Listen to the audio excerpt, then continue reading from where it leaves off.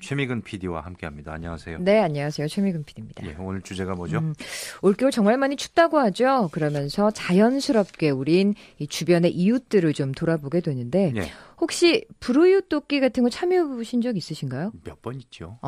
있으시구나. 예. 저는 어렸을 때 하고 예. 성인이 되고 나서는 글쎄요. 잘 안 했던 것 같아서 좀 반성을 하게 되더라고요. 그러니까 서로가 부끄러워지는 그런 시간인 것 맞아요, 같습니다. 맞아요. 예. 오늘 좀 반성해보자라는 걸로 좀 주제를 정해봤습니다. 예. 사실 마음만은 누구나 나보다 어려운 이웃을 위해 지갑을 활짝 열고 싶을 겁니다. 하지만 현실은 또 그렇게 녹록지 않죠. 경기가 어렵다, 사는 게 바쁘다 등등의 이유들 때문인데요. 예. 사람들은 어떻게 생각하고 있을까요? 거리에서 직접 들어봤습니다. 사회적으로나 경제적으로나 다들 힘드니까 뭐 강요를 할 수는 없지만 그래도 함께하는 마음을 가지고 있는 사람이면 뭐 누구든 나타나지 않겠어요? 전 개인적으로 막 기부해서 막 그런 막 비리도 터지고 하잖아요. 실제로 그런 것 때문에도 있는 것 같아요. 기부 주는 거는. 경제적으로 솔직히 말씀드려서 전만 못하거든요. 그래서 사람들이 자기 살기도 어려우니까 불우이웃을 도와주겠다고 하는 그런 마음들은 있지만 선뜻 응하지 못하는 것 같아요. 그 경제적인 문제죠. 네. 경기가 어렵다.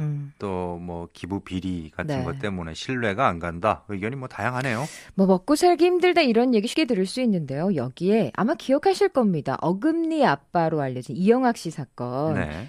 딸을 돕기 위해 사람들에게 모금을 했던 이영학 씨. 사람들은 정말 십시일반 그 아픈 딸을 돕기 위해 기부를 했지만 실상은 이영학 씨의 사리사욕을 위해 쓰여졌죠. 이런 네. 사실이 뉴스를 통해서 알려지면서 사람들은 허탈함을 넘어서 막 분노를 했었습니다. 예. 네. 실제로 문자로도 어금니 사건 때문에 좀 실망했어요. 뭐 네. 그래서 안 해요 하는 문자들도 저희가 확인할 수가 있었는데요. 네.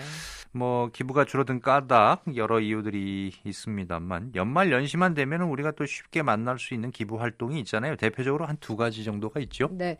추운 겨울이면 생각나는 구세군 자선 냄비 예. 그리고 아마 보셨을 거예요. 사랑의 열매와 사랑의 온도탑인데요. 예. 먼저 지난주 제가 구세군 자선 냄비 현장을 직접 찾아가 봤습니다.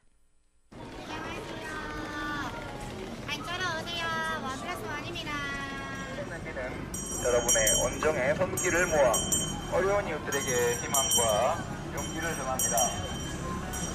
금액이 적다고 망설이지 마시고 자선냄비와 함께 여러분의 사랑을 전해보십시오. 네, 이게 구세군 자선 냄비잖아요. 네. 이거 언제 처음 시작됐나요? 이게 1891년 미국 샌프란시스코에서 난민들을 돕기 위해 처음 시작됐습니다. 우리나라에선 1928년 자선 냄비 모금 활동이 이뤄졌는데요. 뭐 그전에도 어려운 이웃을 돕기 위한 겨울 구호 활동이 있었지만 이 재정적인 부분이 힘들어지면서 자선 냄비가 우리나라에 처음 시작하게 된 거죠. 그래서 찾으신 곳이 우리나라 구세군 자선 냄비가 제일 처음 시작된 곳 바로 명동입니다. 명동. 예. 네.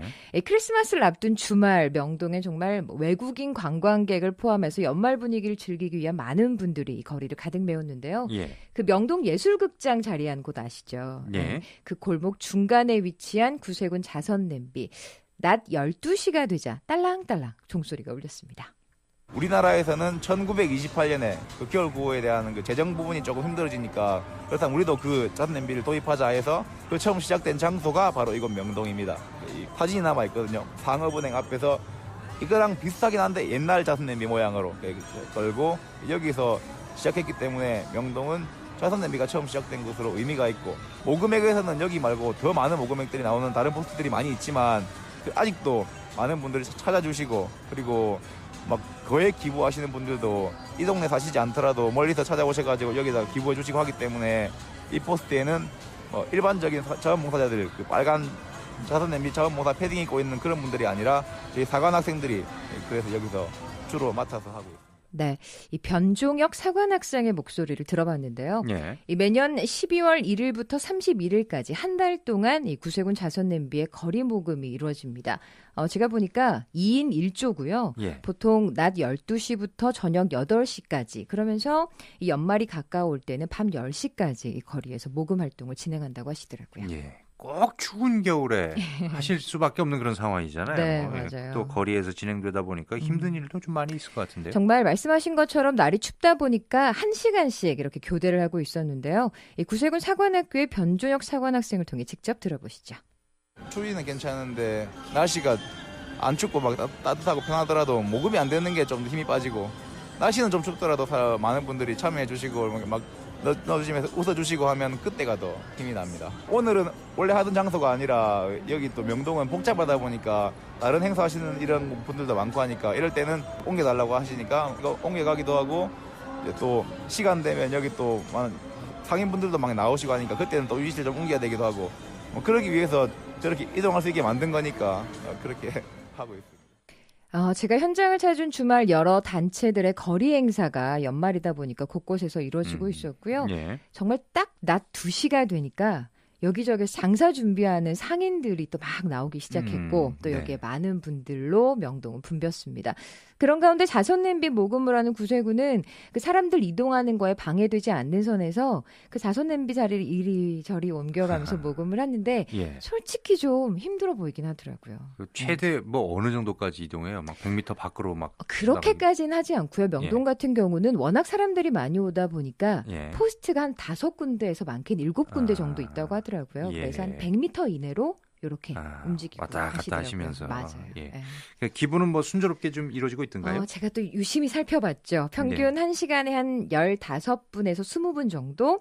근데 제가 봤을 때 딱 2가지 분류였던 것 같아요. 그 예. 아이들 손을 잡고 오는 가족분들 그리고 젊은 분들보다는 이 어르신들이 좀 기부를 많이 하는 것 같았는데요. 직접 목소리 들어보시죠. 네, 안성에 사는 우상미라고 합니다. 이해나요. 돈을 놨어요. 갑자기 제가 착해진 느낌이 나요. 생활 속에 이게 하다 보면 스스로 좀 불우한 이웃을 도와야 되겠다는 걸 알 수 있을 것 같아서 또 연말이고 하니까 하게 됐어요. 저는 경기도 평택에 사는 양지영이고요. 그냥 자연스럽게 한 것 같아요. 한 번에 뭐 많이 하는 것보다 자선냄비가 군데군데 있잖아요. 그러니까 뭐 큰딸 1,000원, 작은딸 1,000원, 한 1,000원씩 이렇게 하는 게 애들한테도 추억될 것 같아서 그렇게 하고 있어요. 일단은 저희 딸아이도 학생인데 학교 이제 봉사로 구세군처럼 종치면서 하는 봉사가 있었거든요. 적은 금액이라도 함께하면 기분이 좋잖아요. 그런 목적을 한 거예요. 학교에서 이렇게 겨울마다 되면은 봉사로 구세주를 모집해요. 이거를 하고 나면 되게 손도 시렵고 하는데 사실 돈을 낸 사람들이 별로 없어요. 근데 가끔씩 보면은 기부를 하러 오시는 분들이 계신데 그럴 때 보면 되게 감사하고 그래요. 확실히 근데 기부를 하면은 더 뭔가 보람차고 뿌듯한 기분이 들어서 올해는 전국 440여 개 포스트에서 자원봉사자분들 포함해 한 5만여 명이 이 거리 모금을 하고 있습니다. 거리 모금은 12월 한 달 동안 그 외 구세군 모금은 연중 진행되고 있다고 하더라고요. 경기도 좋지 않고 기부가 점점 줄고 있다. 이제 이런 얘기들이 많이 나오고 있는데 어때요? 실상이 어떤가요? 많은 분들이 생각하시는 것처럼 경기 불황에 기부에 대한 사람들의 인식까지 나빠지면서 줄어든 것은 사실입니다. 아직 기부가 끝난 건 아니지만 현재까지의 상황은 어떤지 자선냄비본부 곽창희 사무총장을 통해 들어보시죠.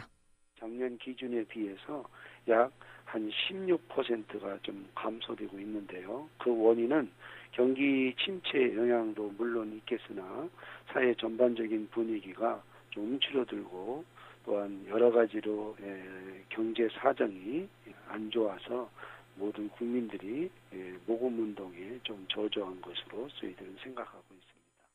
연말이 가까울수록 그나마 기부를 하려는 손길이 는다고는 하는데요. 이 구세군 자선냄비뿐 아니라 우리가 뉴스를 통해 흔히 접하는 사랑의 온도탑 역시 현재 한 30도에서 35도 사이로 온기가 많이 줄었습니다.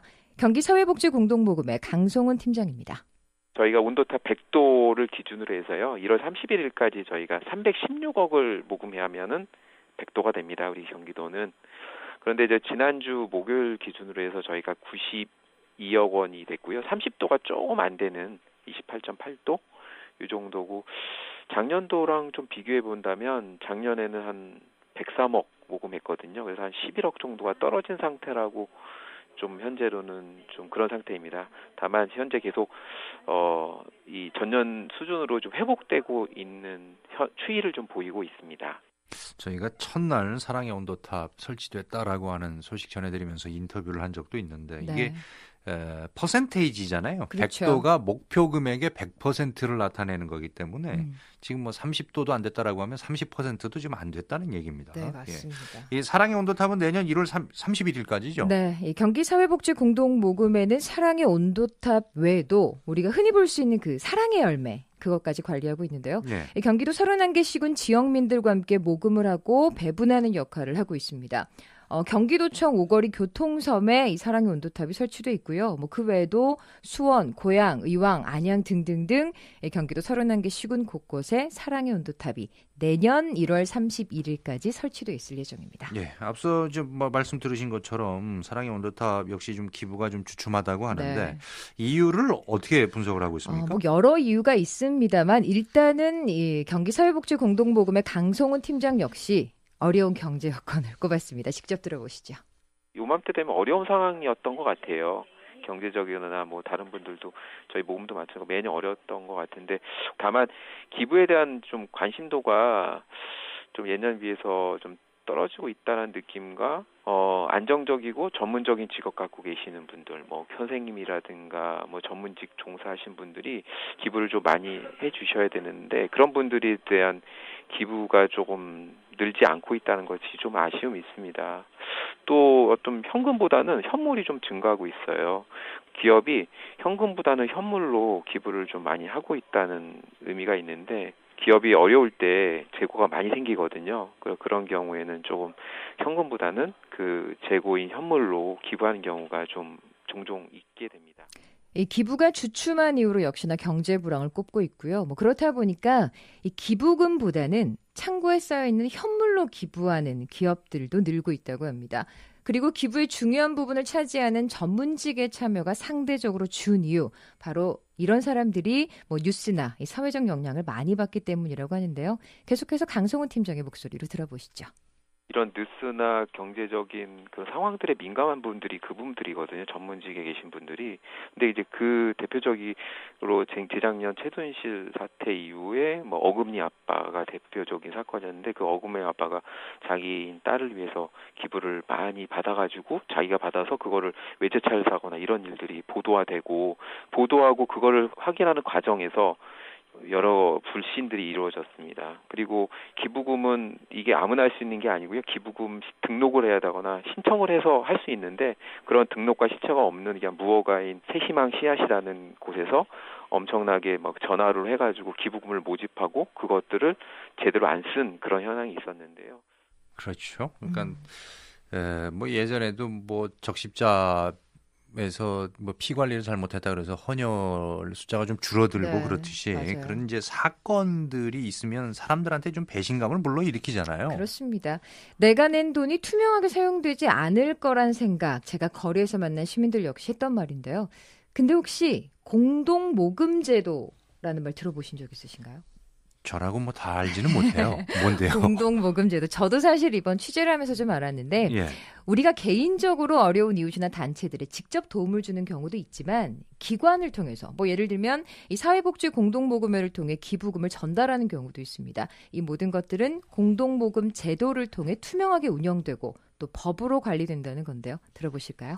공동모금에다가 지원을 하면 저희가 그분들한테 지정을 하실 수가 있어요. 어느 주. 그러면은 저희가 대신 그분들이 쓴 내역을 다시 영수증이나 내용들을 받아가지고 다시 기부자한테 피드백을 해주는 게 저희 공동모금의 이 법으로 생긴 제도입니다. 공동모금을 통해서 이쪽 기관이나 개인한테 주라 그러면은 저희가 그것들을 정확히 전달하고 전달해서 그분들이 어떻게 쓰였느냐 피드백을 해가지고 저희가 나눠주는 제도를 합니다. 실제적으로 저희가 그 어금니 사태 이후로 또 다른 그 기부자들은 많이 좀 기관들은 줄었는데 이 공동모금의 제도를 통해서 이 기부하는 지정 기부는 더 많이 늘어나고 있는 상황입니다. 이 공동모금회법은 1998년 만들어졌고요. 이 국가에서 법으로 만든 사회복지 공동모금회를 통해 이 기부금이 잘 쓰여져 있는지 평가하고 또 보고된다고 합니다. 예. 이런 부분은 자선냄비본부에서도 투명하게 이루어지고 있다고 하는데요. 자선냄비본부 곽창희 사무총장을 통해 들어보시죠. 구세군 자선냄비본부에서는 모금 전에 행정자치부에 모금 계획서를 내고 모금 뒤에는 결과 보고서와 또 사용 계획 승인 요청서를 제출합니다. 모금액을 진행 뒤에는 외부 회계법인의 감사를 받고 그 감사 보고서를 참고해서 행정안전부에 결산보고를 하고요. 저희들에게 후원해 주신 분에 일제히 그 책자를 발송할 뿐만 아니라 또한 홈페이지에 들어가시면 우리 구세군 자선냄비본부에서 여러분들이 송금해 주신 모금이 7대 사업으로 어떻게 쓰여졌는지 누구든지 열람할 수가 있고.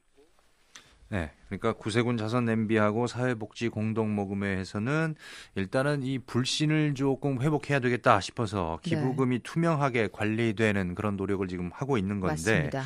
아직은 그래도 좀 I'm hungry, 배가 고픕니다. 네. 기부 문화 이게 좀 어떻게 하면 더 활성화시킬 수 있을까요? 사실 저 역시도 거리에서 구세군 자선냄비를 보면 기부 한번 해보자. 근데 막상 지갑 속에 뭐 지폐나 동전이 없어서 어쩔 수 없이 발길을 돌 때가 큰 있거든요. 돈만 갖고 다녀요? 그러니까요. 예. 근데 아마 저와 같은 마음이신 분들 많으셨을 겁니다. 거의 대부분 카드 많이 들고 다니시잖아요. 요새 그렇죠. 네. 그래서 구세군 자선냄비 기부를 이 카드나 모바일 페이로 하면 어떠냐 이런 시민들의 아이디어도 있었는데요. 들어보시죠. 옛날 어렸을 때는 어머니랑 같이 다니면 어쨌든 현금 위주였잖아요. 그러면 현금이 좀 한 짜투리 돈 있으면 하거나 그랬던 건 같은데 요즘은 거의 다 카드잖아요. 그런데 넣을 짜투리 돈도 없을 뿐더러. 거의 한 10년 전에 그 카드 모금이 있었습니다.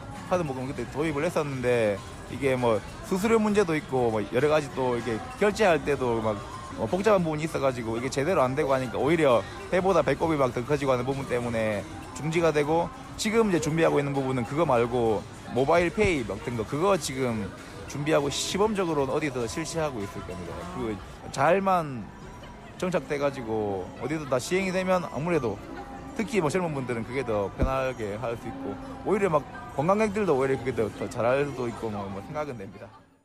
한편으로는 이게 예전엔 지갑 갖고 다닐 때는 지갑에 이거밖에 없네 하고 그냥 싹 넣으면 되는데 네, 맞아요. 카드나 이제 모바일 페이는 조용히 따로 불러야 될 것 같은데 얼마만 찍어주세요. 많이 내면 좋은 거니까요. 네. 이렇게 좀 해야 되지 않나 싶기도 한데 하여튼 이 기부 문화가 더 확산되기 위해서는 사람들한테 좀 더 많이 알리는 것도 좀 중요해 보입니다. 그렇습니다. 이 경기 사회복지공동모금회에서 매년 지역 시군청과 함께 캠페인 온도탑 하고 있고요. 예. 이 자선냄비본부에선 학교나 유치원에서 이 찾아가는 자선냄비 교육 프로그램도 운영하고 있다고 합니다. 찾아가는 자선냄비라고 해가지고 대부분 연초에 주로 많이 가는 곳이 유치원 이런 데 찾아가서 원장님께 말씀드리고 모금통이 있거든요. 작은 모금통이 아이들한테 한 통씩 주고 1년 동안 그걸 모은 다음에 12월 달에 찾아가는 자선냄비로 지금 찾아가기도 하고 아니면 그 유치원 어린이들이 어느 포스트에 찾아와서 단체로 줄을 쫙 서서 넣고 하는 그런 모습들도 있긴 있습니다. 이제 유치원에서 노란 차가 오더니 애들이 줄 내려가지고 조그만한 거에다 편지도 쓰고 해가지고 다 주셨는데 거기다 그거 할 때 되게 귀엽더라고요. 경기도 곳곳엔 우리 지역의 어려운 이웃을 돕는 손길들이 사랑의 온도탑의 온도를 1도씩 올리고 있습니다. 또 구세군 자선냄비엔 오늘도 적은 돈이지만 사람들의 사랑의 손길로 채워지고 있는데요. 이 명동에서 만난 변종혁 구세군의 목소리 들어볼까요? 얼마 전에 저기 명동에 극장에서 일하시는 아주머니 분이라고 했는데 오시더니 혹시 동전도 받느냐고 꺼내시는데 편지 봉투에 꽉 가득 동전이 있더라고요. 근데 이거 10,000원 넘을 거라고 그 극장에서 일하시는데 손님들이 떨어뜨리고 한 동전 내가 다 주셨다고 10원짜리는 내가 다 뺐다고 넣어주셔도 되는데 본인도 10,000원짜리 지폐도 하나 한 장 넣어주시고 이렇게 동전 쏟아부어 주시고 그리고 힘내라고 좋은 고생하신다고 그때 좀 감사함이 크죠. 기분도 좋고 힘도 났습니다.